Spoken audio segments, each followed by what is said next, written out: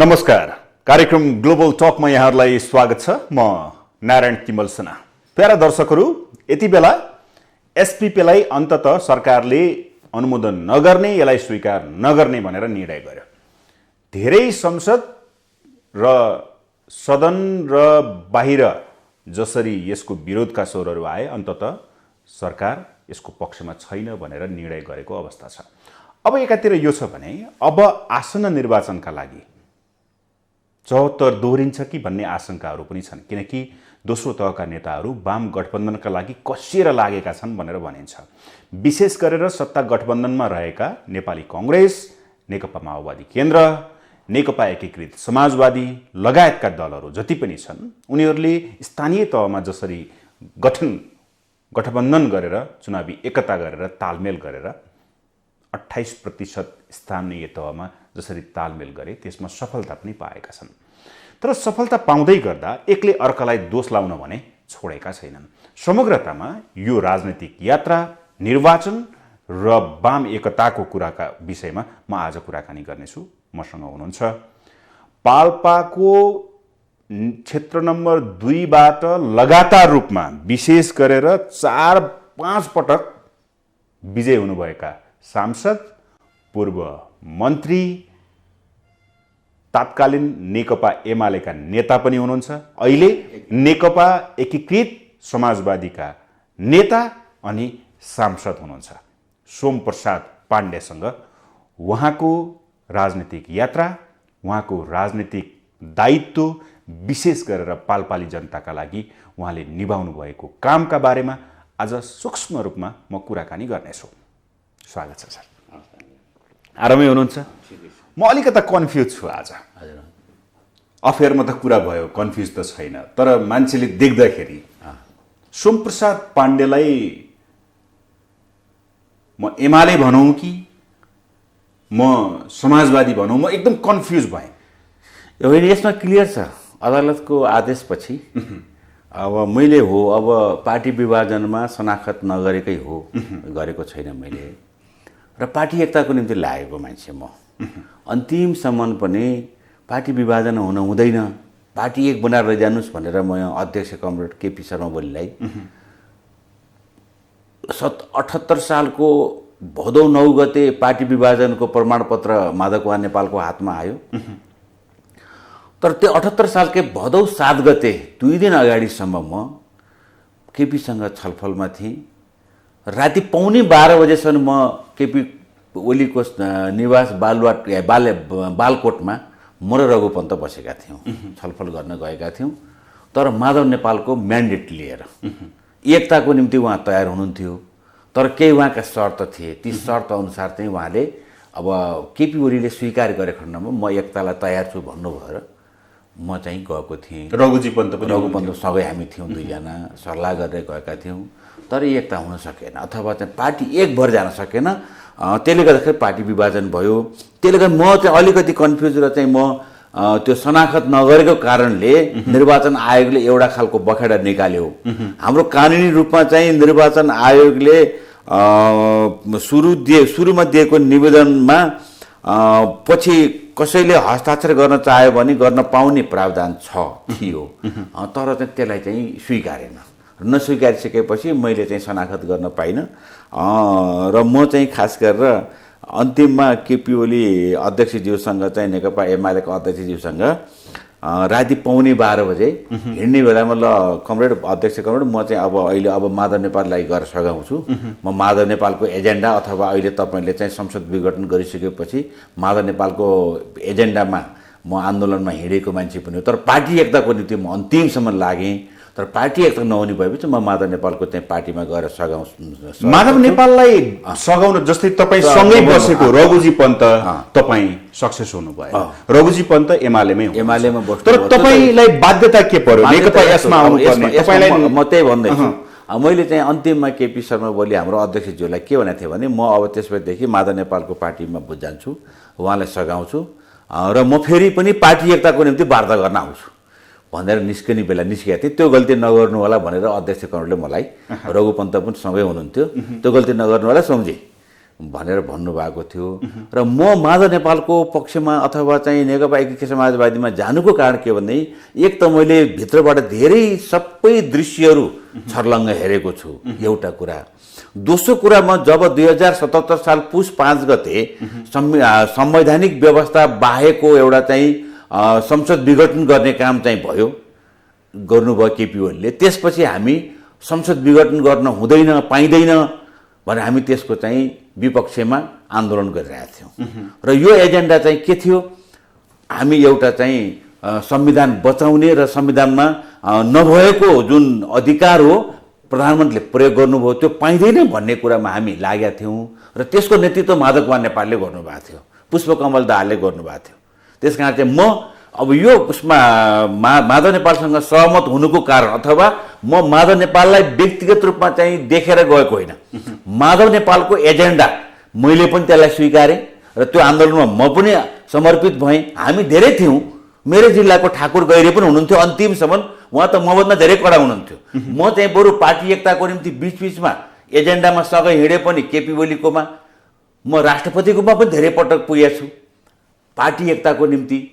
तर ठाकुर गैरे जस्ता चाहिँ धेरै साथीहरू के हुनुहुन्थ्यो, हुँदैन यो एकता पनि गर्न हुँदैन, केपी ओलीसँग मिल्न हुँदैन, केपी ओलीले गलत गरे त्यस कारण चाहिँ तपाईँ हामी केपी ओलीसँग चाहिँ निकटता बढाउनु जरुरी छैन भनेर भन्नुहुन्थ्यो।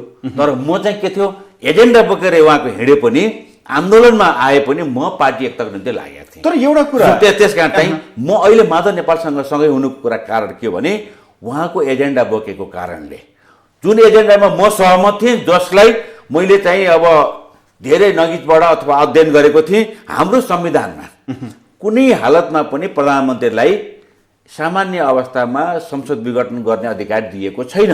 हामीले जानिकन नदिएको, तर त्यो भइसकेपछि योबाट चाहिँ नयाँ कुराहरू यहाँ चाहिँ अब विकास हुन्छ र चाहिँ यसले चाहिँ संविधान समाप्त गर्न सक्छ, हामीले ल्याएको सङ्घीय लोकतान्त्रिक गणतन्त्रलाई पनि धरापमा पर्न सक्छ। त्यसकारण चाहिँ यो संसद विघटन गलत हो भन्ने कुरामा लागेको कारणले अहिले म चाहिँ त्यो एजेन्डामा सहमत भएको र चाहिँ त्यो कहाँ पुग्यो, पार्टी विभाजनसँगसम्म पुग्यो र त्यस कारण चाहिँ मैले माधव नेपालको पक्षमा उभिएको कारण चाहिँ म उहाँको एजेन्डा बोकेको कारणले।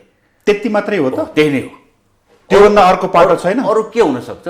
तर नेताहरूले भन्छन् नि त अर्को सँगसँगै के छ, त्यसमा चाहिँ अब विधि पद्धतिका कुराहरू, कम्युनिस्ट आचरण, कम्युनिस्ट शैली, कम्युनिस्टलाई पद्धति अनुसार चाहिँ पार्टी सञ्चालन गर्ने, कम्युनिस्ट सिद्धान्त अनुसार सञ्चालन गर्ने कुरामा पनि केही कुराहरू मत चाहिँ फरक रह्यो केपी ओलीको चाहिँ कार्यशैलीसँग, त्यो पनि एउटा हो।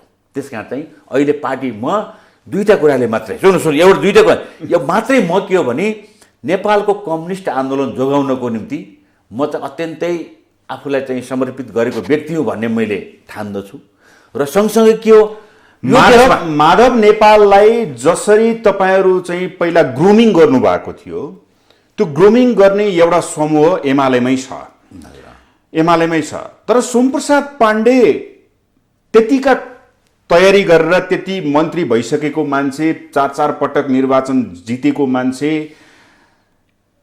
पार्टी होइन उसले व्यक्ति रोज्यो भनेर भन्छन्। एकदम गलत कुरा। यसमा चाहिँ म बिचमै रोक्छु, व्यक्ति रोजेको छैन, मैले दुईटा कुरा मात्रै रोजेको छु। एउटा के छ, अहिलेको जुन राजनीतिक परिस्थिति छ, नातावादमा गयो भन्छ। होइन, नातावाद त के नै चाहिँ म 2051 सालमा चाहिँ सांसद भएको हो। तपाईँलाई यति अप्ठ्यारो परिस्थिति सिर्जना भयो, मान्छेहरूले एमालेकै नेताहरूले भन्छन् यति अप्ठ्यारो परिस्थिति सिर्जना भयो, सोमप्रसादजी एमालेमै बस्न चाहनुहुन्थ्यो, तर उहाँलाई परिस्थितिले, नातावादले अब समग्रमा हेर्दाखेरि क्लियर हो, ससुरा मिल्दाखेरि ससुरालाई छोड्ने कि पार्टी छोड्ने भन्ने एकदम मजेदारमा सोमप्रसाद पाण्डे फस्यो। त्यो चाहिँ बेठीको। तर के हो भने मैले हो एकताको निम्ति एमाले एउटा सौलो एमाले रहनुपर्छ भन्ने कुरा म त लागेकै हो। तर एउटा पाटो त पनि होइन। अब त्यसमा के छ भने मैले भने नि म एजेन्डामा उहाँको एजेन्डामा म हिँडेको थिएँ, त्यस कारण चाहिँ त्यो एजेन्डा मेरो पनि थियो, त्यहाँखेरि चाहिँ उहाँलाई साथ दिएको। त्यसबारेमा धेरै छलफल नगरौँ, आवश्यक छैन।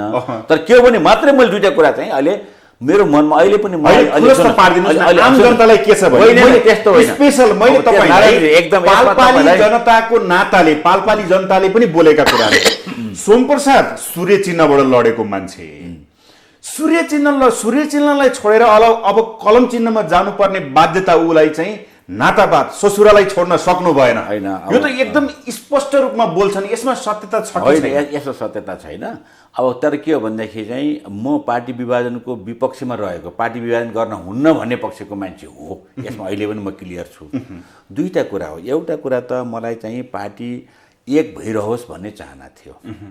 दुईटा कुरा थियो। एउटा चाहिँ दलीय व्यवस्थामा यदि दल कमजोर भयो भनेदेखि व्यवस्था पनि कमजोर हुन्छ र हामीलाई अहिले नेपालमा कम्युनिस्ट आन्दोलन सशक्त देखेर कतिपय ती धमिलो पानीमा माछा मार्ने ती चाहिँ अदृश्य कोठामा बसेर मुलुकलाई अस्थिरतामा, मुलुकलाई एउटा कमजोर बनाउने गरी कतिपय तानाबाना बुन्ने ती शक्तिहरू तिनीहरू चाहिँ आफै हँसिएका थिए। जब नेकपा यो देशमा धन्य धन्य कम्युनिस्ट पार्टीको 63-64% भोट देख्छ, त्यसपछि ती अदृश्य शक्तिहरू जसले मुलुकको अहित चाहेका छन् अथवा यो मुलुकलाई अस्थिरतामा लैजान चाहेका छन्, तिनीहरू चाहिँ कहीँ पनि ठाडो भएर हेर्न सक्ने अवस्था थिएन। एउटा कुरा त मैले ती सबै यस्ता गलत शक्तिहरू जो मुलुकको अहितमा, जस्तै यो नेपालको अहितमा अथवा यसलाई अस्थिरताको निम्ति चाहिँ कुनै तानाबाना बुन्ने शक्ति हुन्, ती शक्तिहरू यदि हामी कमजोर भयौँ भनेदेखि टाउको उठाउन सक्छन्। त्यसकारण चाहिँ नेपालको कम्युनिस्ट आन्दोलन बच्नुपर्छ भन्ने मेरो एउटा मान्यता हो र दल बलियो हुनुपर्छ भन्ने अर्को मान्यता। के दलीय व्यवस्थामा दल कमजोर भयो भनेदेखि त्यो व्यवस्थै कमजोर हुन्छ। त्यसकारण चाहिँ हाम्रो दल अहिले चाहिँ त्यति बेला चाहिँ भनौँ नेकपा र चाहिँ नेपाली कङ्ग्रेस थियो, दुईटा पार्टीबाट सञ्चालन थियो। दुईटा पार्टी बलियो भएको कारणले कतिपय यस्ता खालका अदृश्य शक्तिहरूले काम गर्न सकेका थिएनन्, टाउको उठाउन सकेका थिएनन्। तर यो कमजोर भइसकेपछि अनि उनीहरू पनि त्यो खालको आफ्ना गतिविधि गर्न सक्छन् भन्ने एउटा मान्यता हो। त्यही भएर मैले दल बलियो हुनुपर्छ र नेपालको कम्युनिस्ट आन्दोलन जोगिनुपर्छ भन्ने मेरो मान्यता। त्यसैले म लागेको एकताको निम्ति र अरू कुराहरू त अब चाहिँ कतिपय घटनाक्रमले यहाँसम्म पुर्याएको, त्यसमा धेरै चर्चा गर्नु पर्दैन। पीडा त एक दम्ब, तीन नेताको दम्बले त्यसो भए जुन शक्ति थियो नि प्रयोग भएकै हुन् नेताहरू होइन। अब माधव नेपाल प्रयोग हुनुभयो, प्रचण्ड प्रयोग हुनुभयो कि केपी ओली प्रयोग? अब के छ भन्दाखेरि चाहिँ यसमा दुईटा समूहको दोस्रो जेनेरेसनका नेताहरूले कमजोरी गर्नुभएकै हो। यसमा मेरो चाहिँ आपत्ति पनि छ। मेरो उहाँहरूको मुखमै अगाडि पनि चाहिँ उहाँसँग चाहिँ प्रश्न छ। कतिजना छन् त्यस्ता नेता? यस्तो सेकेन्ड जेनेरेसनको दुवै पक्षका नेताहरूले यसलाई एकता गर्न खालको वातावरण बनाउन सक्नु भएन।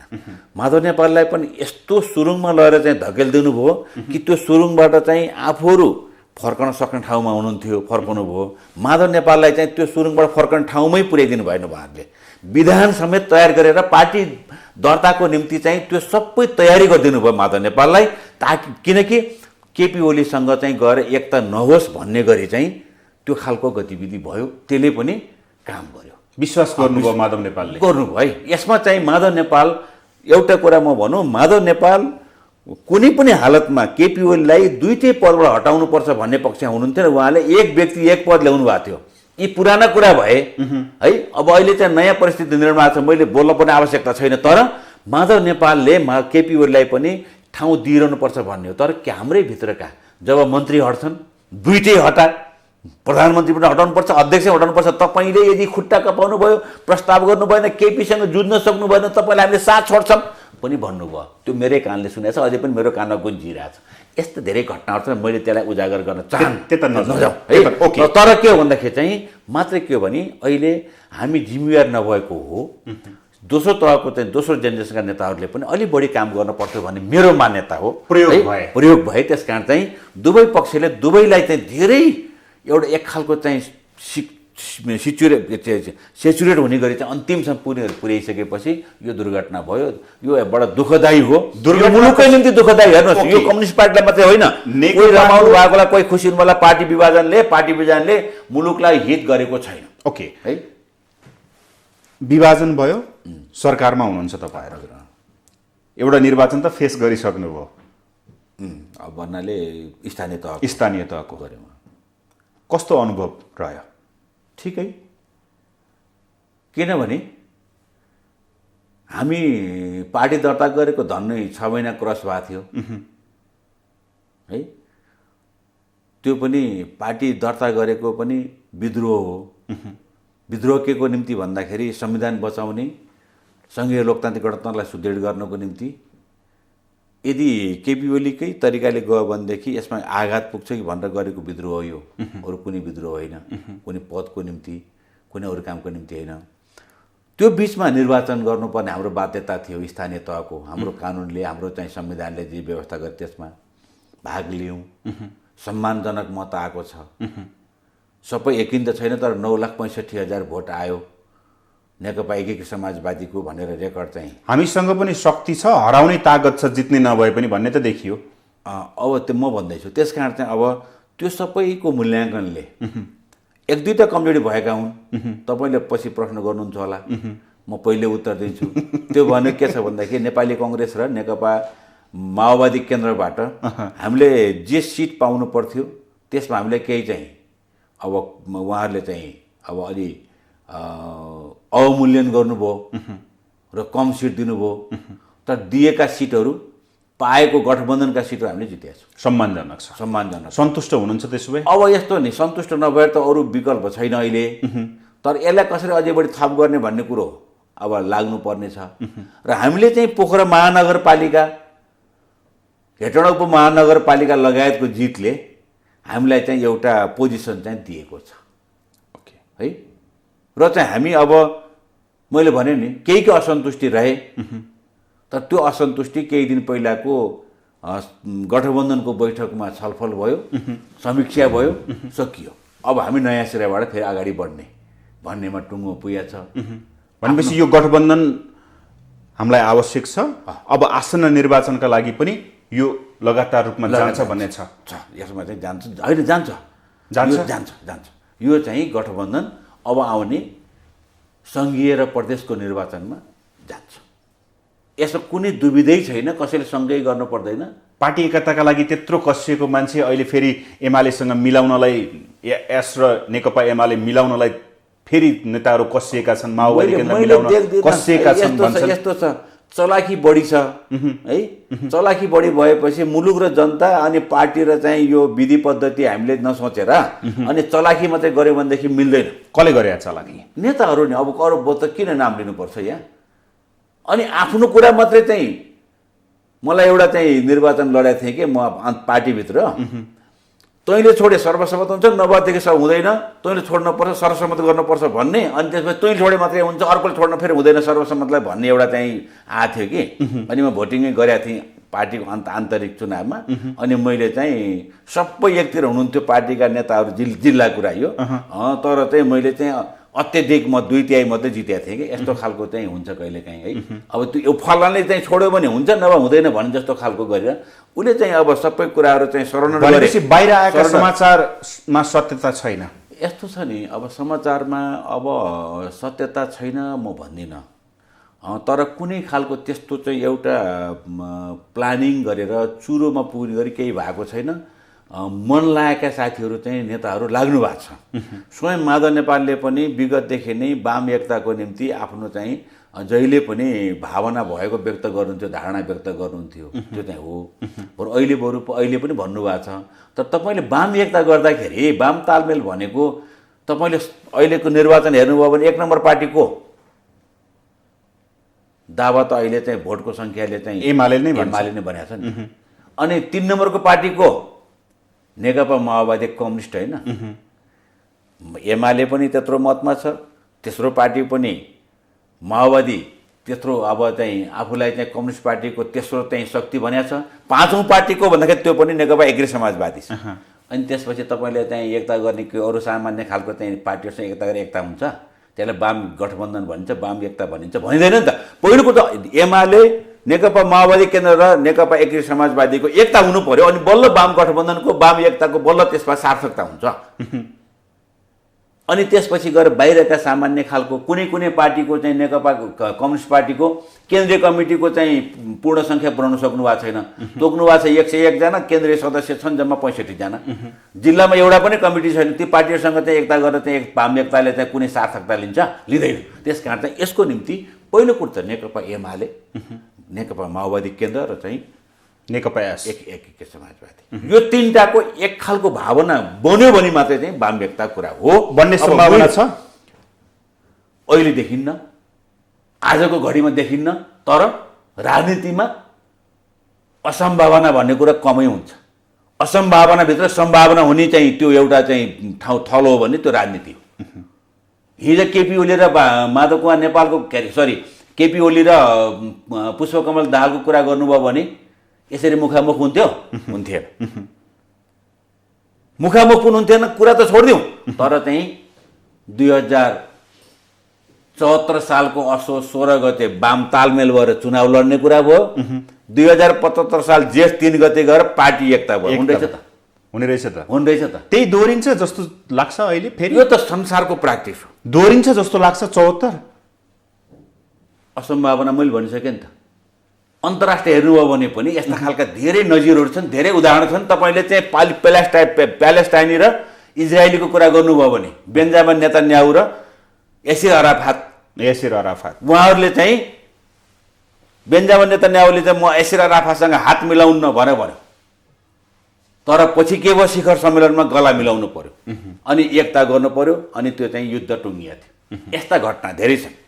त्यसकारण चाहिँ राजनीतिमा असम्भावना भन्ने कुरा हुँदैन। असम्भावनाभित्र सम्भावना भएको क्षेत्र राजनीति हो। त्यसकारण चाहिँ तात्कालीन नेकपाभित्र रहेको नेकपा एकीकृत समाजवादी र नेकपा माओवादी केन्द्र, यदि माओवादीसँग एमालेसँग भएन भने समाजवादीका नेताहरू र माओवादी केन्द्रका नेताहरू नेकपा हुँदाखेरि त तपाईँहरूको लगभग 65-70% त तपाईँहरू केन्द्रीय समितिमा हुनुहुन्थ्यो। यो परिवेशलाई हेर्दाखेरि अहिलेको तत्कालीन समयमा स्थानीय तहको निर्वाचनको परिणामलाई हेर्दा माओवादी केन्द्र र समाजवादी मिल्ने सम्भावना छ कि छैन? एकता हुने सम्भावना? पार्टी एकता हुँदैन। यो छुट्टै पार्टी एकता हुँदैन। भयो अहिलेसम्म चाहिँ मैले एउटा कुरा त अहिले भने असम्भावनाभित्र सम्भावना कुराहरू है। तर अहिलेसम्मको हिसाबमा चुनावी तालमेल हुनसक्छ, हरेक कुरामा चाहिँ हामी वाम एकताको निम्ति प्रयत्न गर्न सक्छौँ। तर पार्टी अहिले एक भएर एकीकरण हुने अवस्थामा छैन। तपाईँको अर्थ यदि भएछ भने एमाले माओवादी र बिल्कुल समाजवादी बीच गठबन्धन होला, त्यसपछि बल्ल वाम गठबन्धन होला। अरू कुनै पार्टीसँग कुनै पार्टी मिल्न सक्ला छुट्टै कुरा हो। म यहाँ भन्दिनँ अहिले चाहिँ अब चाहिँ नेकपा माओवादी केन्द्र नेकपा एमाले मात्रै मिल्छ भनेर चाहिँ मिल्दैन भनेर मैले भन्न सक्दिनँ। तर परिवेश हेर्दाखेरि त्यस कारण चाहिँ यो त असम्भावनाको सम्भावना कुरा हुन्। त्यो पनि होइन। अझै राजनीतिमा चाहिँ यस्तो खालको सम्भावना भइरहन्छ। कुनै एउटा खालको त्यस्तो खालको चाहिँ परिस्थिति निर्माण भयो कुनै जङ्क्चरमा, यस्तो खालको चाहिँ तुरुन्तै एकता हुन सक्ने अवस्था पनि रहन्छ। तर त्यो अवस्था अहिले आएको छैन। अब यो निर्वाचनसम्म मेरो चाहिँ आफ्नो विश्लेषण हो, यो निर्वाचनसम्म यो गठबन्धन यत्तिकै जान्छ। त्यसपछिका दिनमा अरू थप कुराहरू हुन्छ। वाम एकताको कुरा होला अथवा चाहिँ अरू पार्टीसँग एलायन्स गर्ने कुरा होला। हुनसक्छ भोलि फेरि संयुक्त सरकारको फेरि पनि गठबन्धनकै सरकारको कुरा होला, त्यो पछि कुरा हो। तर त्यो बारेमा मैले भन्दिनँ। तर यो चुनाव निर्वाचनसम्म, सङ्घीय निर्वाचनसम्म यो गठबन्धन कायम रहन्छ। यति मात्रै कुरा। सरकार परिवर्तन हुन्छ सम्भावना छ? परिवर्तन भन्नाले चाहिँ मन्त्रीमा हेरफेर हुन्छ। नेकपा एकीकृत समाजवादीले पार्टी निर्णय गरेर पठाइसकेको छ। उहाँहरू फिर्ता हुनुहुन्छ, नयाँ टिम जान्छ। अहिलेसम्म नहुनु किन? यसभित्र चाहिँ केही कुराहरू छन्। अब धेरै त अध्यक्षभन्दा मन्त्रीहरू बलिया भए भन्छन् एकीकृत समाजवादीमा। एकीकृत समाजवादीको मन्त्रीहरू बलिया भए भनेर भन्न त मिल्दैन। पार्टीको निर्णय नमान्नुको पछाडि मन्त्रीहरूले फिर्ता नहुनुको पछाडि के भन्नुहुन्छ? मलाई फेरि मेरो जानकारी, मसँग चाहिँ व्यक्तिगत सम्पर्कमा आउनुभएका चाहिँ मन्त्रीज्यूहरूको कुरामा त्यो पार्टी निर्णयलाई नमान्ने कुरो चाहिँ भएको छैन है। मसँग व्यक्तिगत गर्दाखेरि म पनि के छु भने अलिअलि छलफल गर्ने, अब जिम्मेवारी जुन खालको होला चाहिँ पार्टीभित्र, तर चाहिँ चिन्ता र चासो भोलिको आन्दोलनलाई, भोलिको कम्युनिस्ट पार्टीलाई चाहिँ जोगाएर लैजाने कुरा र नेकपा एकीकृत समाजवादीलाई नै बलियो बनाउने कुरामा म पनि लाग्ने मान्छे हुँ। म शुद्ध मनले लाग्ने मान्छे हो। म एकदम कसैले अराएर मात्रै पनि म काम गर्दिनँ है। तर त्यस अन्तर्गत म सबैसँग सम्पर्कमा छु। त्यो सम्पर्कमा हुँदाखेरि चाहिँ मन्त्रीहरू पार्टीको निर्णय अवज्ञा गर्ने पक्ष त हुनु न त। तर अलिअलि टेक्निकल कुरा के हो भने बजेटमा गएर भाषण गरेर त्यो चाहिँ जवाफ दिने मौका पाए हुन्थ्यो भन्ने चाहना उहाँहरूको व्यक्त गर्नुभएको हो। त्यसभित्र केही चाहिँ अब हाम्रो प्रधानमन्त्री शेरबहादुर देउवाले पनि सुनवाई गरेको जस्तो लाग्यो।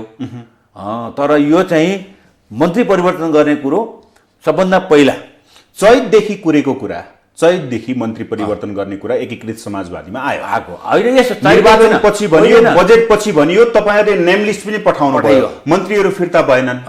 होइन, यो चैतमा होइन, गएको 78 सालको आश्विन 22 गते मन्त्रीमण्डल निर्णय हुनुभन्दा पहिला सबै मन्त्रीहरूलाई तपाईँहरू 6 महिनाको निम्ति जाने गरी हाम्रो पार्टीमा छलफल चलेको छ, लिखित होइन, तर चाहिँ भन्दाखेरि चाहिँ हामी तयार छौँ भनेर जानुभएको त्यहाँ। अब मन्त्रीहरू एकाथरी मन्त्रीहरूले भन्छन् कि तपाईँको कुनै जानकारी नै नदिई अब तपाईँलाई यति दिनभित्र तपाईँ फर्किनुपर्छ है भनेर नभनिकन 81 निर्णय गरेर पठाउने, अनि नेम लिस्ट पठाउने मान्छे भोलि मन्त्री परिवर्तन हुँदैछ भनेर दौरा सुरुवाल कोटमा सजिएर बस्ने असन्तुष्टि त धेरै छ भन्छ समाजवादीमा। यस्तो यो घटनाक्रमहरूले कहिलेकाहीँ यस्ता बन्छ, यसलाई सहज रूपमा लिनुपर्छ। राजनीतिमा यो ठुलो कुरा होइन। पार्टीलाई घाटा लाग्दैन? पार्टीलाई घाटा लाग्छ, घाटा लाग्छ, कहीँबाट क्षतिपूर्ति पनि हुन्छ, त्यो आफ्नो ठाउँमा छ। तर के हो भनेदेखि यो एउटा कुरा प्रश्न हुनुहोस् नारायण सर, कि अहिले हामीले जे निर्णय गरेका छौँ यो आजको निर्णय होइन। मन्त्री बनाउँदाका वर्ष 2078 सालको आश्विन 22 गते जब मन्त्रीमण्डल चाहिँ बन्नको निम्ति एउटा कुरा भन्नुहोस्, खबर गरिएन। त्यति बेला पनि म पनि इच्छुक हो, सुन्नुहोस्, म पनि इच्छुक हो, अरू पनि साथी इच्छुक हुनुहुन्थ्यो। मेठमणि चौधरी लगायत हाम्रो चाहिँ जीवनराम श्रेष्ठले मेरो नाम पर्छ नै भनेर ढुक्क हुनुहुन्थ्यो। दौरा सुरुवाल खोजेर पनि राख्नुभएको थियो होला गएको चाहिँ 78 सालको आश्विन 22 गते। तर पार्टीले के निर्णय गर्यो भन्दाखेरि चाहिँ 4 जना मात्रै मत पठाउने, 1 जना राज्यमन्त्री पठाउने निर्णय गर्यो। उहाँहरू त पर्नु भएन भनेपछि त्यति बेला पनि कसैलाई सोधेर त पहिल्यै बन्छस् भनेर भनेको होइन। सचिवालयको छलफलमा अहिलेको पटक हामी 6 महिनाको निम्ति अथवा चाहिँ पालो पालो गर्ने गरी उहाँहरूलाई पठाउने भनेर त्यति बेला पनि निर्णय गरेर पठाएको। अहिले पनि कसैलाई सोध्न पर्ने, सोधेर सोधिने कुरा हो यो। गठबन्धनमा छलफल गर्नुपर्ने होइन? गठबन्धनमा होइन, प्रधानमन्त्रीसँग छलफल गरेर पठाएको। मैले पाएको जानकारी अनुसार उहाँले सहमति भइसकेपछि परिवर्तन गर्नको निम्ति नाम गएको हो। पछि के खण्ड खातिर पर्यो थाहा छैन, तर चाहिँ सहमति प्रधानमन्त्रीले माधव कुमार नेपालले लिनुभएको थियो। यो कुरा हामीले जानकारी। 1 महिना भयो मन्त्री त आएको छैनन्, फर्किया छैनन्। 1 महिना त भइसकेको छैन। अब चाहिँ केही दिन, अब केही हप्तापछि हुन्छ। 1 महिना त अब हामीले, मलाई लाग्छ चाहिँ गएको मन्त्रीबाट फर्किने बित्तिकै नेकपा यसमा पहिरो जाँदैछ भन्छन्। फेरि जाँदैन, यो सबै बाहिरी कुराहरू हुन्। अनि कुनै पनि पार्टीको केन्द्रीय सदस्य, पोलिट ब्युरो सदस्य रामकुमार झाङ त सचिव हुनुहुन्छ, थाई कमिटीको सदस्य हो चाहिँ विरोध खतिवडा। अनि उहाँहरूले पार्टी पद्धति अनि आफूलाई चाहिँ हिजो दिएको जिम्मेवारी लिँदाखेरि पनि पार्टी निर्णय गरेर दियो, अहिले पनि फेरि फिर्ता बोलाउने भयो, अरू खालको थप जिम्मेवारी दियो भनेदेखि त्यसलाई स्वीकार्नु पर्दैन। अनि त्यसपछि गएर चाहिँ किसान श्रेष्ठकै कुरा गरेर उहाँ केन्द्रीय कमिटीको सदस्य हो, उहाँलाई त एउटा एक खालको चाहिँ अपर्च्युनिटी पनि आयो। त्यस कारण चाहिँ मन्त्री बन्नुभयो जीवनमा। अब मन्त्री बनिन्छ भने थाहा हुँदैन, मान्छे जो पाइ मन्त्री बन्न पनि सक्दैन। देशभरिमा अहिले त्यो 2007 सालदेखि अहिलेसम्म हेऱ्यो भनेदेखि मुस्किलले 700-800 मान्छेको नाम चाहिँ मन्त्रीको चाहिँ देखिन्छ। कोही मरिस धेरै चाहिँ दिवंगत भइसक्नु भएको छ भनेपछि त्यो एउटा अवसर हो। त्यसपछि गएर पार्टीले चाहिँ राख्यो हिजो खुसी, अनि आज चाहिँ होइन यसमा गरौँ, यसको चाहिँ विकल्प खोज्यो भन्दाखेरि चाहिँ बेखुसी हुने कुरा हुन्छ। हुनुहुन्न उहाँहरू पार्टी पद्धति, पार्टीको निर्णयलाई स्वीकार्नुहुन्छ र चाहिँ पार्टीभित्रै बसेर काम गर्नुहुन्छ। भोलिका दिनमा नेकपा एकीकृत समाजवादीमा मन्त्रीको कारणले कुनै खालको तलमाथि पर्दैन। सार्वभौम अधिकार, आफ्नो अधिकार प्रयोग गर्दा कार्यान्वयन नहुने तपाईँको सम्मानित नेताले भन्नुभएको छ। पार्टीको सार्वभौम अधिकार कुरा हो, मन्त्री परिवर्तन गर्ने के गर्ने भन्ने कुरा, तर त्यो चाहिँ गठबन्धन भित्रैबाट चाहिँ कार्यान्वयन नहुनु। अब यसमा पछाडि कुरै जन तपाईँ के देख्नुहुन्छ? म अलिकति थोरै मात्रै जानकारी गरौँ। मैले चाहिँ पटक म चाहिँ खुलस्त बनाउनुहोस् न, थोरै पर्दैन। थोरै होइन, जानकारी मात्रै कुरा के भन्दाखेरि चाहिँ आजभन्दा 3 दिन पहिला पनि गठबन्धनको बैठक, अनि त्यसको सँगसँगै चाहिँ नेकपा एकीकृत समाजवादीका नेता, सम्मानित नेता, अध्यक्ष लगायतको टिम चाहिँ बालुवाटारमा छलफल गरेको थियो र चाहिँ मन्त्रीमण्डल परिवर्तन गर्नको निम्ति प्रधानमन्त्री सहमत हुनुहुन्छ। अब केही दिन लाग्न सक्छ, केही सल्लाह भएको छ, तर मन्त्री परिवर्तन चाहिँ हुन्छ परिवर्तन चाहिँ। तर जुन अहिले तपाईँका मन्त्री मध्येका एकजना मन्त्रीको जुन कार्यशैली बोल्ने शैलीलाई लिएर जुन प्रश्नहरू उठिरहेका छन्, तपाईँहरूले अङ्कुश लाउनुहुन्न पार्टीबाट कि पार्टी नेतृत्व डराउँछ अङ्कुश लाउनलाई? डराएको होइन। अब चाहिँ उहाँको शैली स्वभावले पनि कतिपय कुरा छुट पाउनु भएको होला, छुट्टै कुरा हो। तर चाहिँ त्यस पार्टी अनुशासन हुन्छ नि, होइन? हुनुपर्छ, हुन्छ। पार्टी अनुशासन नहुने कुरा हुँदैन। त्यसले चाहिँ एउटा सबैमा एक खालको थोरै त्यो शैली स्वभावप्रति चाहिँ मान्छेको थोरै आलोचना र चाहिँ असहमति छ, हाम्रो पनि छ, नभएको होइन। त्यसको निम्ति चाहिँ पार्टीले छलफल गरिराखेको छ। त्यसपछि हिजो पनि थोरै छलफल भएको मैले जानकारी पाएको थिएँ। त्यो मिटिङमा त म थिइनँ। के छलफल भएछ? अब छलफलमा किन उहाँलाई चाहिँ अलिकति कन्ट्रोल गर्ने कुरा र उहाँको अभिव्यक्तिले एक खालको एउटा संस्कृतिमै जुन खालको एउटा चाहिँ मान्छेहरूलाई क्वेसन गर्ने ठाउँ आयो, त्यो चाहिँ नदिनुपर्छ भन्ने कुरा भएको छ। मलाई लाग्छ केही छलफल हुन्छ पार्टीभित्र। ओके, अब म तपाईँको पर्सनल कुरातर्फ आउन चाहेँ। समग्र राजनीतिलाई छोडिदिउँ सर, अब तपाईँको राजनीतिमा आउन चाहेँ। म पनि पालपाली भएको हुनाले मैले यो प्रश्न सोध्दैछु। 2051 साल, 56 साल, 70 साल, 74 साल, 64लाई छोडेर सोमप्रसाद पाण्डे भन्ने बित्तिकै सोमप्रसाद पाण्डेले 2051 सालदेखि कुनै व्यक्तिलाई बनायो, पार्टीमा उसको ठुलो स्थानमा छ, जसलाई बनायो त्यो पोजिसन राखेको सोमप्रसाद पाण्डे, सूर्य चिन्हमा लडेको सोमप्रसाद पाण्डे, पालपाली जनताले जिताएको विश्वास गरेको सोमप्रसाद पाण्डे, एमाले भनेर विश्वास गरेको। अब समाजवादी भनेर तपाईँलाई किन विश्वास गर्ने? सूर्यमा जितेको सोमप्रसाद पाण्डे अब पाल्पा के मुख देखाएर जाने? अलिकता लाज हुँदैन भन्ने प्रश्न। अब यस्तो छ, हेर्नुहोस्, तपाईँले अब जे प्रश्न गर्नुभयो मैले धेरै यसको उत्तर पहिले दिइसकेको छु। परिस्थितिको कुरा, संसारमा राजनीतिक घटनाक्रमले धेरै फेरबदल पनि ल्याउँछ। हाम्रो पार्टीको 2006 साल वैशाख 10 गते गठन भएको, त्यसको संस्थापक महासचिव पुष्पलाल हुनुहुन्थ्यो। उहाँलाई 2008 साल हुँदा नहुँदै हटाइएको पनि थियो। 10 सालको पहिलो महाधिवेशनमा उहाँ महासचिव बन्न पाउनु भएन, मनमोहनलाई बनाइयो। त्यो मात्रै होइन, 2014 सालमा दोस्रो महाधिवेशन भयो, त्यसमा पनि उहाँले चाहिँ महासचिव बन्ने मौका पाउनु भएन, त्यहाँ केशरजन रायमाझी ल्याइयो। त्यसपछिको तेस्रो पनि आउनुभयो भनेदेखि त्यहाँ पनि तुलसीलाल माथि आए। यस्ता घटनाक्रमहरू, पार्टी फुट, विभाजनका कुराहरू आफ्नो ठाउँमा छन्।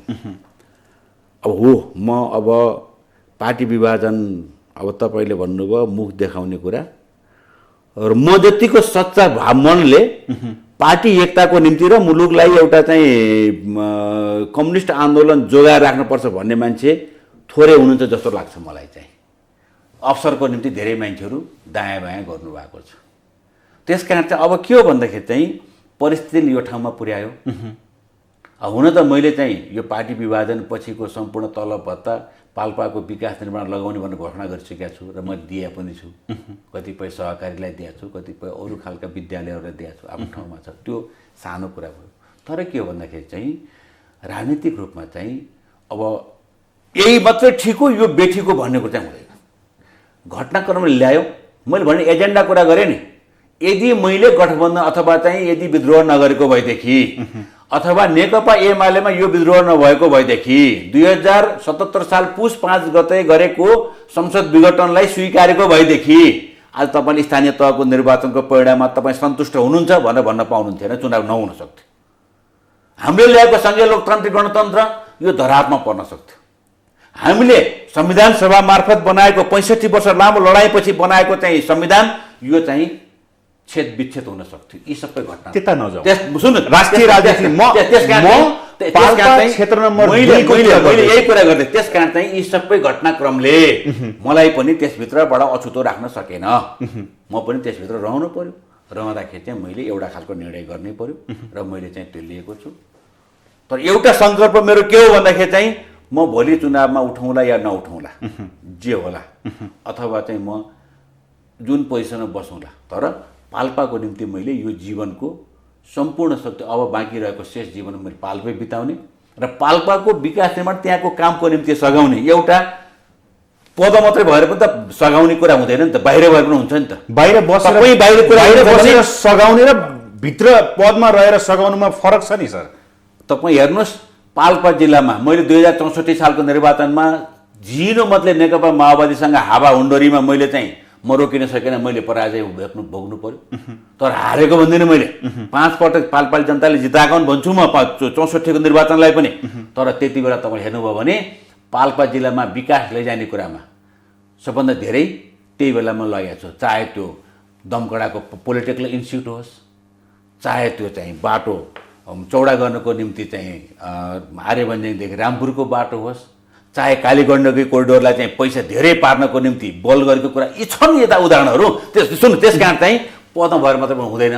तर तपाईँले एउटा कुरा राखेको कुरा के हो भनेदेखि चाहिँ अब म एउटा चाहिँ भने नि हामी विद्रोह चाहिँ रहरले गरेका होइनौँ, यो एउटा बाध्यता हो। म अहिले चाहिँ त्यो पार्टी छोड्न पर्ने मेरो रहर होइन, एकताको निम्ति लागेकै हो। तर सकिनँ, म असफल भएँ भनेर म चाहिँ निराश पनि भएँ। मैले यत्रो प्रयत्न गरेँ। तपाईँलाई थोरै स्मरण गरौँ, मैले गएको अब 1 वर्ष हुन लाग्यो, साउनको 6 गतेदेखि भदौको 5 गतेसम्म मात्रै मैले चाहिँ राष्ट्रपतिलाई 6 पटक भेटेको छु पार्टी एकताको निम्ति।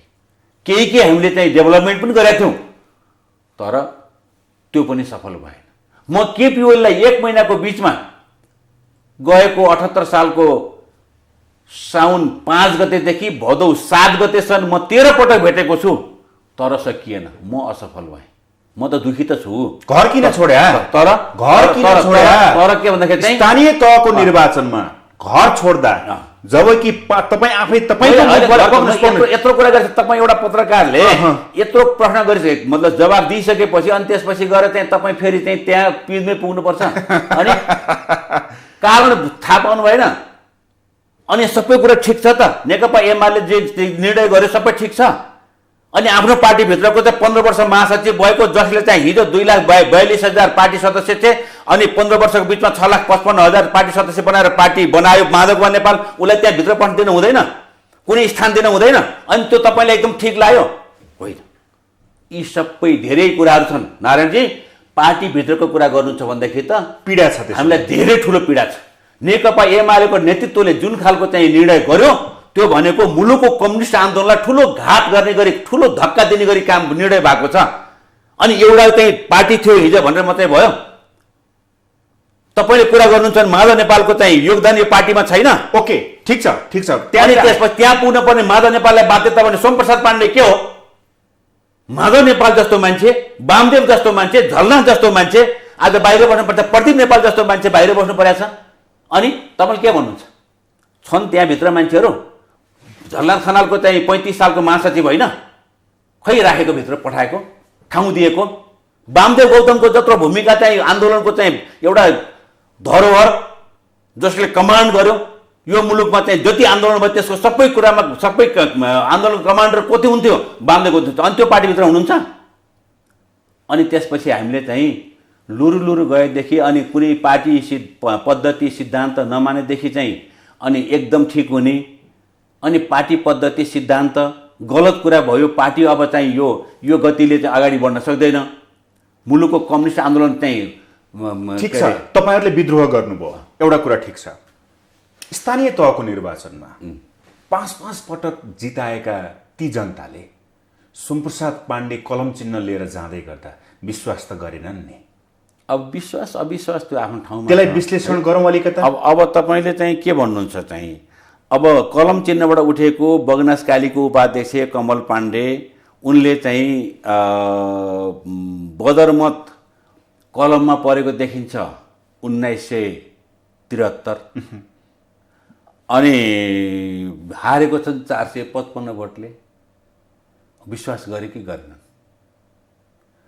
अनि दुर्गा अधिकारी जो रम्बा गाउँपालिकाको अध्यक्ष उठेका थिए, उनले बदरमत पाएको देखिन्छ कि नितान्त कलमको मात्रै हेर्दाखेरि 1267, उनले चाहिँ हारे विजय मतलब चाहिँ त्यहाँ भोट कम भएको छ 955। त्यसलाई के भन्नुहुन्छ? एउटा त्यो आफ्नो ठाउँमा छ, त्यो पाल्पा जिल्लाको मात्रै होइन होइन म अब तपाईँले तपाईँले मलाई मात्रै किन फोकस, तपाईँले त यो जब स्थानीय निर्वाचन भन्ने बित्तिकै तपाईँले पोखराको महानगरपालिकामा धनञ्जय आचार्य उठ्दाखेरि त्यहाँ चाहिँ कति भोट आयो, जित्यो कि जितेन? अनि तपाईँले हेटौँडाको उपमहानगरपालिकामा नेकपा एकीकृत समाजवादी लामा ठिक छ, म त्यहाँ पुग्ने कि नपुग्ने अनि त्यसपछि सुन्ने यो के हो भन्दाखेरि हामी सबै जो पनि मान्छे चाहिँ परिस्थितिको दास हुन्छ, परिस्थिति जे बनाउँछ त्यसमा लाग्नुपर्ने हुन्छ, त्यो बाध्यता पनि हो, त्यो एउटा प्राकृतिक नियमको कुरा पनि। त्यस कारण चाहिँ यी कुराहरू त्यो व्यक्तिसँग नजोड्नुहोस्, यसमा माधव नेपालसँग जोड्ने होइन, झल्लासँग जोड्ने होइन, तपाईँले चाहिँ यसलाई लिएर गएर चाहिँ बेदुरामसँग जोड्ने होइन, सोमप्रसाद पाण्डेसँग जोड्ने, समग्र देशको कलमपट्टिको दृष्टिकोण के रहेछ त? 9,65,000 भोट त आयो त कलममा, के गर्नु छ त्यसलाई? अब के छ त, व्यस्त रहेछ त। अनि त्यसपछि तपाईँले चाहिँ अब घोचेर एकजना मान्छेको कुरा गर्यो भने त्यसले त चाहिँ खासै जवाब त दिँदैन। तर एउटा कुरा, 74 को निर्वाचनमा सोमप्रसाद पाण्डेले सिद्धार्थ राजमार्गको विषयमा, विशेष गरी सिद्ध बाबाको विषयमा, म बजेट पार्छु, म प्रोग्राम ल्याउँछु, यो सिद्ध बाबाले साह्रै दुःख दियो, सिद्धार्थ राजमार्ग एकदमै समस्यामा पर्यो, तपाईँले मिठो मुद्दा उठाउनु भएको थियो, यो कहाँसम्म पुर्याउनु भयो? अब हेर्नुहोस् नारायणजी, यस विषयमा म धेरै दुःखी छु। जब म निर्वाचित भएँ त्योभन्दा अगाडि पनि मैले कुरा नउठाएको त होइन। त्यो सिद्ध बाबामा म महिनामा कम्तीमा 15 पटक ओहोरदोहोर गर्छु, कम्तीमा। त्यो मेरो चाहिँ आफ्नो जिल्ला निर्वाचन क्षेत्र हो। र म जब 2074 सालको मक्सिर 21 गते निर्वाचित भएँ, त्यसपछि म लगत्तै माघको 8 गते, त्योभन्दा अगाडि केही मैले तयारी गरेँ र संसारमा सबभन्दा राम्रो चाहिँ टनल रोडको अनुभव भनेको चाहिँ स्विजरल्यान्डसँग छ भनिसकेपछि म स्विस राजदूतलाई पनि भेटेँ। Your excellency please support me because you have good experience for this tunnel road, so that in my constituency also some problem for the tunnel road, please support भनेपछि उहाँहरूले चाहिँ एउटा मान्छे पठाइदिएर चाहिँ अध्ययन सुरु भयो। त्यसलाई साथ लिएको थिएँ मैले सडक विभागसँग। आउन त अरूको नाम आइरहेको छ, तर त्यो सुरुवात टनल रोडको त्यो बाटोलाई सफा गर्नको निम्ति जति मलाई चासो र चिन्ता छ नि, अरूलाई त छैन। किनखेरि चाहिँ हुनुभयो कतिपय मन्त्री त्यो छिमेकी जिल्लाबाट विष्णु पौडेल हुनुभयो, उहाँको हातमा चाहिँ अर्थतन्त्र थियो, अब प्रचारमा चाहिँ उहाँको पनि आएको, ठिक छ, त्यसमा मलाई भन्नु केही छैन, उहाँको पनि सहयोग छ। तर मैले डे 1 देखि त्यसलाई कुरा गरिसकेपछि त्यसपछि मैले लगत्तै रघुवीर महासेठ मन्त्री बन्नुभयो, उहाँलाई लगेँ र त्यसपछि डिपिआर पनि तयार भइसकेपछि, डिपिआर तयार भयो, सबै कुरा टुङ्गो लाग्यो, लागिसकेपछि चाहिँ अब स्रोत सुनिश्चित कुरा आयो। 10 अरब 15 करोड रुपियाँ 2066 सालको मक्सिर 10 गते क्याबिनेटले निर्णय गरेर अर्थ मन्त्रालयबाट स्रोत सुनिश्चित भएर बसिया छ पैसा। त्यो कहिले? 2066 सालको मक्सिर 10 गते। कति पैसा? 10 अर्ब 15 करोड, 10 अरब 15 करोड पैसा चाहिँ अहिले पनि स्रोत सुनिश्चित छ त्यो बाटोको निम्ति। त्यो पनि मैले नै गरेको उठाएको कुरा। त्यसपछि धेरै जोडबल गरेर सदनमा मैले कतिसम्म भने थिएँ, म अब यदि यो चाहिँ टनल रोड अथवा पाल्पाको त्यो सिद्ध बाबा खण्डको बाटोमा अब सुधार भएन भनेदेखि म अनसन बस्छु भनेर मैले सदनमा बोलेँ। त्यो पनि गरेँ मैले, रेकर्ड छ सदनमा अहिले पनि छ है। अनि त्यसपछि अनि प्रेसर भयो, प्रेसर भइसकेपछि म भौतिक तथा पूर्वाधार के अरे भौतिक मन्त्रालयमा गएर चाहिँ अनसन बस्ने कि भन्ने म सोचमा पनि पुगेँ। मैले चाहिँ बसन्त नेमाङलाई सुनाएँ पनि, त्यसो नगर्नुहोस्, त्यति बेला मन्त्री बसन्त नेमाङ हुनुहुन्थ्यो, त्यसो नगरौँ, म चाहिँ अब ठेक्काको निम्ति अब सबै तयार भइसक्यो, ठेक्काको निम्ति मैले आह्वान गर्छु भनिसकेपछि ठेक्का आह्वान भयो र ठेक्का चाइनिज कम्पनीले पाएको छ। स्रोत सुनिश्चित भइसकेको छ, 10 अर्ब 15 करोड पैसा चाहिँ नेपाल सरकारको खातामा छ र चाहिँ चिनिया टोलीले अलिकति घटेर अनि त्यो ठेक्का पाएको मैले अहिले केही दिन पहिला म चाहिँ सडक विभाग गएको थिएँ र मैले यो विनियोजन शीर्षकमा बोल्दाखेरि पनि मैले त्यो कुरा उठाएको थिएँ। तत्काल अब काम सुरु गरियोस्, ठेक्का लगाइसक्यो। अब चाइनाको एउटा कम्पनीले त्यो ठेक्का पाएको छ, त्यसकारण चाहिँ काम छिटै सुरु हुन्छ। छिटै भने कहिलेदेखि सुरु हुन्छ? भइसक्नु पर्थ्यो। आज ठेक्का स्वीकृत भएको पनि करिब 3 महिना पुगिसक्यो, 4 महिना पुगिसक्यो। किन भएको छैन? खोइ किन भयो थाहा छैन, नेपाल सरकारको कुरा हो। सरकारमा त तपाईँ मैले फेरि भनिरहेको छु, यदि तपाईँहरूले चाहिँ काम नगरेर म अब फेरि घेराउको निम्ति म अब फेरि आएर त धर्ना बस्न नपरोस् भने फेरि भनेको छु मलाई चाहिँ सदनमा पनि पीडा छ। त्यही बाटो क्रस गर्दाखेरि मन धेरै दुख्छ, धेरै दुखी हुन्छु। मैले भएको त्यो बाटोको चाहिँ पीडा म त बरु चाहिँ कोही गाडीमा हिँडौँला, तर चाहिँ मोटरसाइकलमा हिँड्ने मान्छेहरूको चाहिँ त्यो हविगत देखाएको छु, मैले सुनेको छु। मैले चाहिँ ठुल्ठुला खाल्टा ड्वाङ्ग गाडी पठाउँदाखेरि चाहिँ मरे सांसद भनेर भनेको पनि मैले सुनेको छु। त्यसप्रति मलाई चिन्ता छैन छ, तर जुन खालको चाहिँ सरकारबाट तदारुकता हुनुपर्ने भइदिएन। तर अब के छ भन्दाखेरि अहिले एउटा काम चाहिँ गरिएको छ। त्यो काम के छ भन्दाखेरि सरर त्यो चाहिँ पिच बाटोमा ओहोरदोहोर गर्नको निम्ति सम्पूर्ण भाग पिच गर्ने गरी बजेट 4 वर्षदेखि लगेको, तर चाहिँ हिजो ठेकदारकै कारणले हुन सकेन। अहिले अस्ति पनि म बोलिसकेपछि अहिले चाहिँ पिच चाहिँ धेरै कम्प्लिट भएको छ भन्ने मैले सुनेको छु। अस्ति सुन्दाखेरि म जाँदाखेरि पनि धेरै भएछ, म स्थलगत पनि गएँ। तपाईँले यदि चाहिँ यो बाटो पिच गर्नुभयो भने यसपटक भने ठेकेदारलाई पनि राखेँ मैले, अनि सडकको हाकिमलाई राखेर तपाईँले गर्नु भएन भने खबरदार, मैले अरू कारवाही गर्न नपरोस् भनेर म मुखै उहाँको अगाडि भनिसकेपछि अनि पिच सुरु भयो।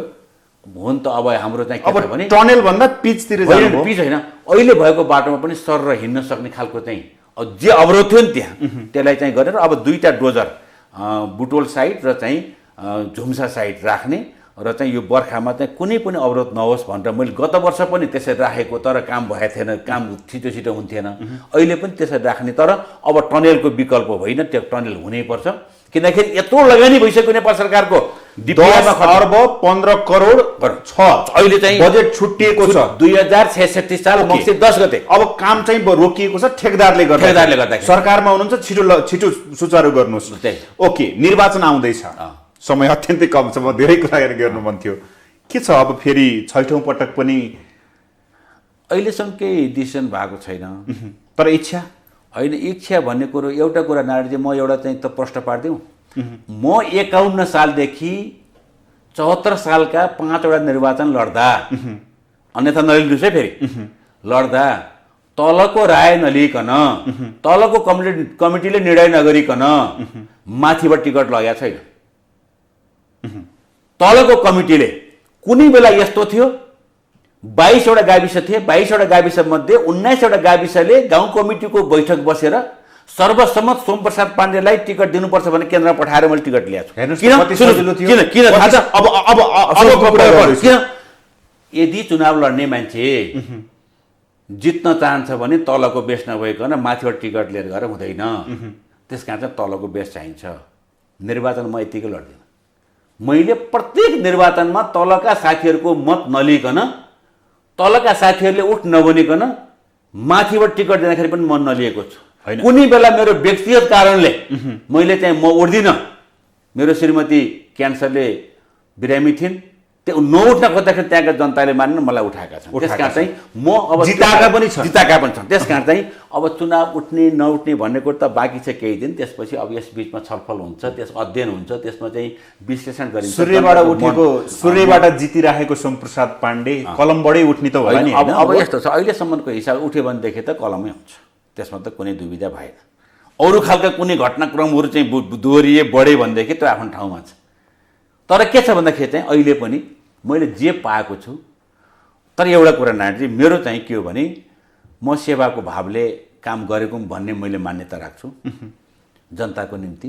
म सक्दो काम पनि गरेको छु र म एउटा कुरामा चाहिँ दावा चाहिँ गर्छु, म घमण्ड र च्यालेन्ज गर्दिनँ। दावा के गर्छु भन्दाखेरि चाहिँ नेपालमा अहिलेसम्म भएका विकास निर्माणको बजेटहरूमा लगिएका विकास कामहरूमा अरू जिल्लाको तुलनामा पाल्पा कमजोर भयो भन्ने पारेको छैन, त्योभन्दा बढ्ने गरेको छ। पैसा मात्रै लगेर भएन नि सर, गर्दिनन्।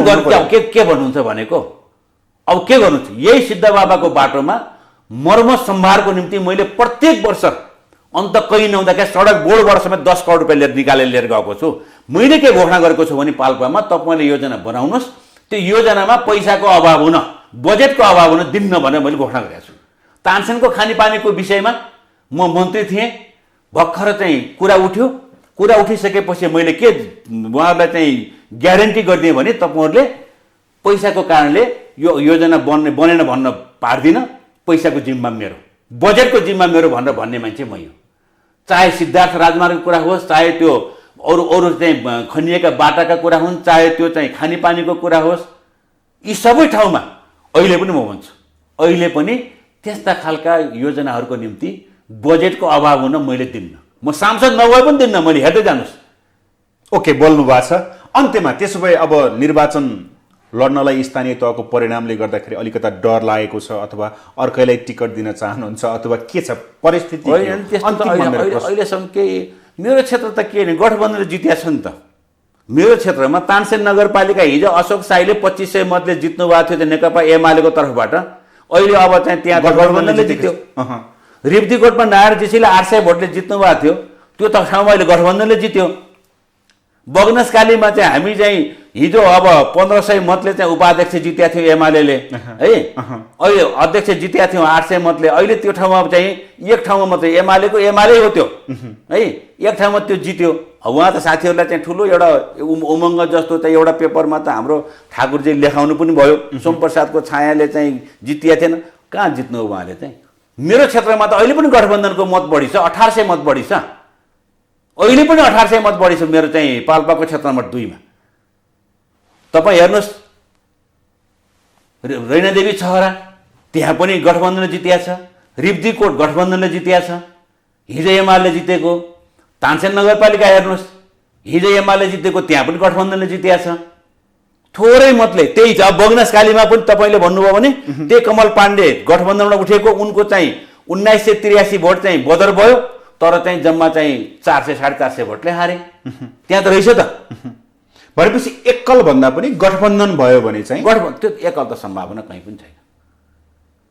एकल त के नि, अब तपाईँ कुरा गर्नु छैन, त्यो त गठबन्धन कुरा हो। सूर्य भएको भए एक्लै होइन, सोमप्रसाद पाण्डेलाई फाइदा थियो। होइन, यस्तो छ। अब त्यसमा त अब ती कुराहरू त आफ्नो ठाउँमा छन्, तपसिल कुरा भए। तर के छ भने अहिले पनि गठबन्धनबाट उठ्दाखेरि पाल्पाको क्षेत्र नम्बर 2 मा कुनै समस्या छैन, अत्यधिक मतले जितिन्छ। त्यसभित्र अझै अरू कुरा पनि छ। नेपाली काङ्ग्रेसभित्रका केही असहमतिले पनि काम गरेर ती केही जितहरू भएको छ। अब त्यही तिनाउ पालिका मेरै क्षेत्रमा पर्छ, त्यहाँ नेपाली काङ्ग्रेस र नेकपा माओवादी केन्द्र चाहिँ मिलेर चुनाव लडेको, तर जित्यो एमालेले। अब तपाईँ त्यहाँ भोट हेर्नुभयो भनेदेखि तिनाउ पालिकामा चाहिँ माओवादीको 3200 भोट थियो, नेपाली काङ्ग्रेसको 3000 भोट थियो, एमालेको 2800 भोट थियो। म त किन भोट त एक गनेर डायरीमा राखेको छु, तर 2800 वाला जित्यो। त्यहाँ चाहिँ के अरे अन्तर्घात भयो कि अब त्यो सघात के भयो थाहा छैन, तर चाहिँ जित्यो एमाले। भनेपछि त्यहाँ पनि भोटको हिसाबमा चाहिँ गठबन्धन अगाडि छ। भोलिका दिनमा गठबन्धन गरेर गयो भने चुनाव जित्न सहज छ। कुनै जो उठे पनि जित्छ, जो उठे पनि जित्छ। नेपाली काङ्ग्रेस तर्फबाट उठ्यो भने पनि, नेकपा एकीकृत समाजवादी तर्फबाट उठ्यो भने पनि, नेकपा माओवादीको तर्फ उठ्यो भने पनि पाल्पाको क्षेत्र नम्बर 2 चाहिँ जित्छ। धेरै धेरै धन्यवाद सर। उहाँ हुनुहुन्थ्यो नेकपा एकीकृत समाजवादीका नेता, सांसद, पूर्व मन्त्री सोमप्रसाद पाण्डे। हवस् त, आजको लागि कार्यक्रम ग्लोबल टक यति नै। सम्पूर्ण टिमसहित मलाई पनि आज्ञा दिनुहोस्। नमस्ते।